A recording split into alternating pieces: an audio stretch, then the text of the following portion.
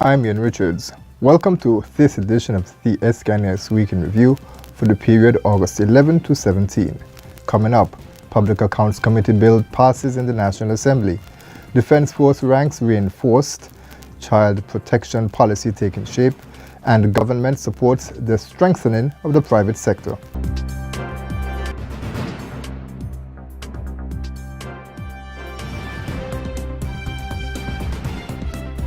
Thank you for joining us.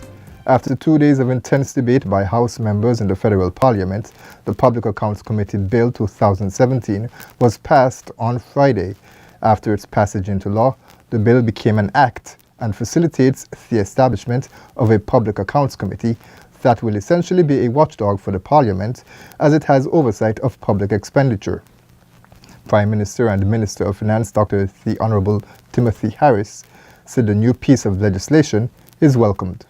We open government to the sunshine of public scrutiny because we do not intend to hide the public business from the people. An amendment was also passed to the National Assembly Elections Act, Cap 2.01, that now reads, "The duties and powers of the Public Accounts Committee shall be in accordance with the provisions of the Public Accounts Committee Act 2017. This week saw a number of national security developments take place, including the graduation of 19 men and women to the St. Kitts and Nevis Defence Force.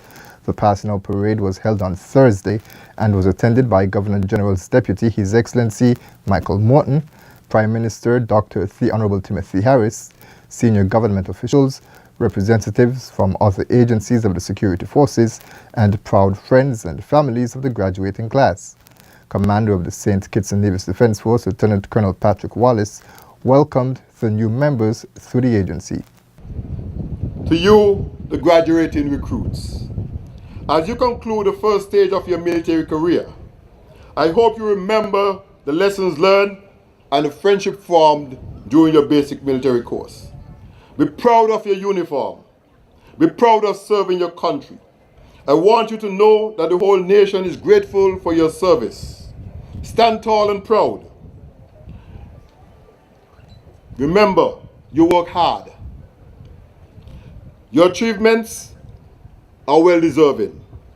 National Security Advisor Major General Stuart Saunders is getting familiar with persons in various stakeholder agencies to get a better sense of the local environment.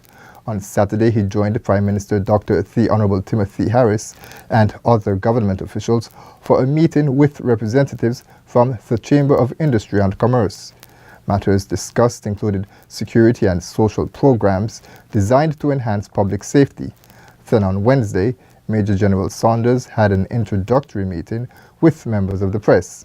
He said the meetings have been fruitful.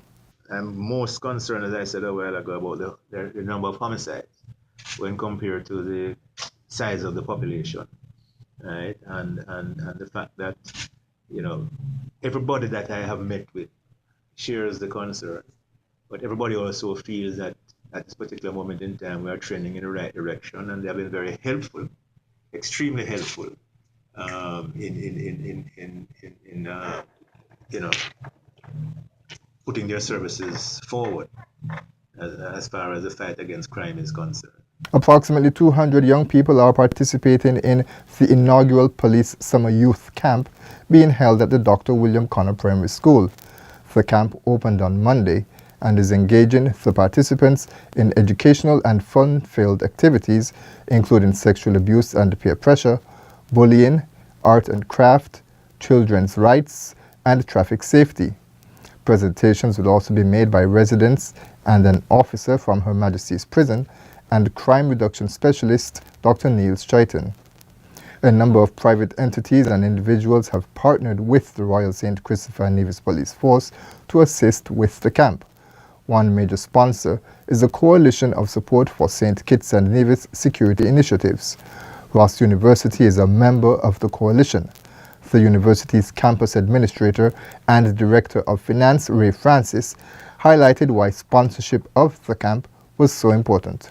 As we look at this initiative, we feel like as if it's not only meant to address the issues that we are looking at today, but it's certainly meant to address the issues that we will be faced with for generations to come. It is very forward-looking, it is strategic, it is insightful, and it's exactly the sort of initiative that Ross University is always proud to be a part of.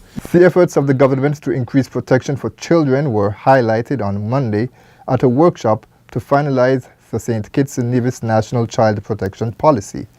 The Ministry of Community Development, Gender Affairs and Social Services hosted the one-day event in collaboration with the United Nations Children's Fund, or UNICEF. Gerald Connor is a probation officer in the Department of Probation and Child Protection Services. Too many abused and neglected children are being missed by a system designed to offer them protection. Recognizing the special needs of child victims, prosecutors, law enforcement officers, child protective services employees, health education professionals, other mandated reporters, and their commitment to working together to address the problem. The gaps in the child protection system constitutes opportunities to rectify the situation and the development of a single child protection mechanism guided by a national child protection protocol. Efforts to establish an Internet Exchange Protocol, or IXP, in St. Kitts and Nevis is on stream to be completed by the first quarter of 2018. Officials from the National Telecommunications Regulatory Commission, or NTRC, spoke about the system on Wednesday and explained that an IXP was extremely important, as it will help to keep local internet traffic locally based. Quincy Prentice is the director on the board of directors of the Eastern Caribbean Telecommunications Authority, or ECTEL. In terms of what it can do for local content creators and local companies that host websites, that's also a tremendous benefit. Because not only, we're no longer just looking at St. Kitts and Nevis as being consumers of technology, logging on to Facebook or Netflix or what have you. We're looking to encourage the local content creators and the local hosting services as well. So by having an IXP in place, what you're doing is that you're bringing your consumers and your producers closer to each other. Together, yeah. Stimulating private sector development and economic growth was the theme of a private sector development workshop held on Friday at the St. Kitts Marriott Resort. Minister with Responsibility for Commerce, Honorable Lindsay Grant, said government is very supportive of the private sector as it is the major engine of growth. He also touched on competitiveness and said improvements in this area are a must. Improving competitiveness should be everyone's focus, as it is likely to be the key to our success for any country that operates in this globalized world. We should not see our size as a deterrent, but rather as an opportunity which is within our capacity to achieve robust development of our SMEs sector in the region.